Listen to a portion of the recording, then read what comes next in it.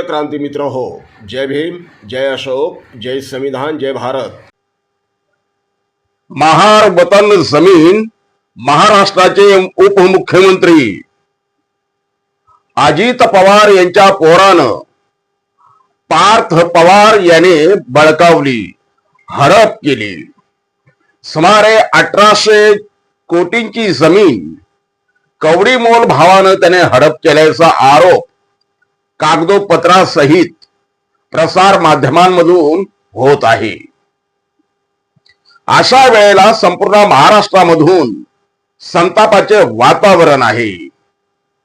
महाराष्ट्रामधील महार वतन जमिनी कोणी कोणी हडप केल्या, त्या जमिनींवर दारूचे कारखाने, शिक्षण संस्था, साखर कारखाने आणि स्वतःचे राजवाडे कोणी कोणी उभे केले याचा शोध आता इथली जनता घेत आहे।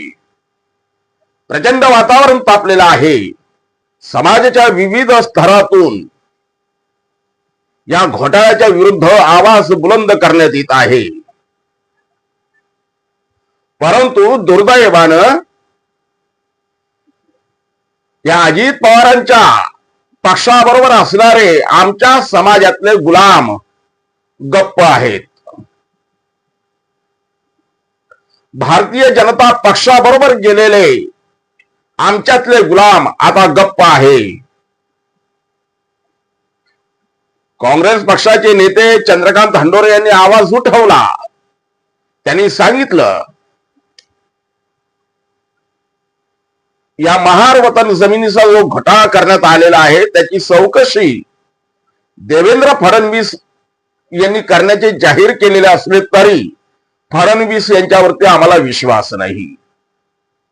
कारण फडणवीस इन्क्वायरी करतात, परंतु त्यानंतर ते त्या समोरच्या व्यक्तीला क्लीन चिट देतात।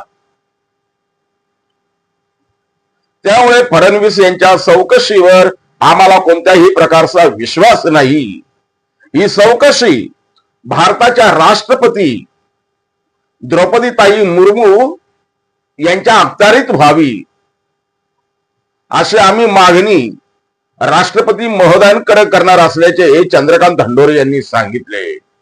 परंतु ज्यांच्यावरती विश्वास समाजाला केला पाहिजे असे भारताचे केंद्रीय राज्यमंत्री रामदास आठवले मात्र गप्प आहे। त्यांच्यावरती विश्वास याच्यासाठी म्हणतो मी, कारण ते केंद्रात राज्यमंत्री आहेत, समाजाची बाजू उचलून धरतील अशी अपेक्षा आहे आणि ती अपेक्षा करणं मला वाटतं गैर नाही। परंतु दुर्दैवानं रामदास आठवले गप्प आहेत। ते का गप्प आहेत त्यांना माहित, परंतु ते गप्प आहेत। काही का होईना, भले काँग्रेस पक्षाने याच्यावरती काही प्रतिक्रिया दिली नसेल, परंतु काँग्रेस पक्षामधील चंद्रकांत हंडोरे यांनी निदान आवाज उठवण्याचा प्रयत्न केला, ते देखील कौतुकास्पद आहे। मी या व्हिडिओच्या माध्यमातून विविध पक्षांमध्ये आमच्या समाजाचे जे लोक आहेत, कार्यरत आहे, त्या सगळ्यांना आवाहन करतोय की महार जमीन वतनाचा जो घोटाळा महाराष्ट्रामध्ये मोठ्या प्रमाणात झालेला आहे तो विविध आणि प्रत्येक जिल्ह्यामध्ये झालेल्याची शंका आहे। त्या विरुद्ध आवाज उठवा, पक्ष बाजूला ठेवा। आज जर आपल्या जमिनीच आपल्या ताब्यात राहिल्या नाही, उद्या करणार काय? किती दिवस आपण प्रस्थापितांच्या पालख्या वाहणार? जोपर्यंत तुमच्याकडे आहे तोपर्यंत ते तुमचा वापर करणार, एकदा का तुमच्याकडे काही नसलं ते तुम्हाला सोडून देणार। त्यामुळे आता सावध व्हा। या घोटाळ्याच्या विरोधात महाराष्ट्रव्यापी एक मोठं आंदोलन उभं करा। भीम आर्मी संविधान रक्षक दलाचे प्रमुख प्रफुल्ल भाऊ शेंडे यांनी सुद्धा सोशल मीडियावर अशा प्रकारचं जाहीर आवाहन केलेलं आहे।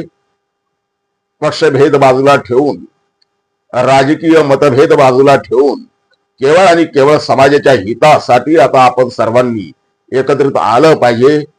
असं आवाहन प्रफुल्ल भाऊ शेंडे यांनी केलेलं आहे. तेच आवाहन आम्ही सुद्धा या व्हिडिओच्या माध्यमातून करतोय. जय भीम. प्रिय क्रांती मित्र हो, भीम पॅन्थर या आपल्या हक्काच्या यूट्यूब चॅनलला कृपया सबस्क्राईब करून आम्हाला विषमतावादी शक्तींच्या विरोधात लढण्यासाठी बळ द्या, शक्ती द्या, ऊर्जा द्या. कमेंट करा, लाईक करा, शेअर करा.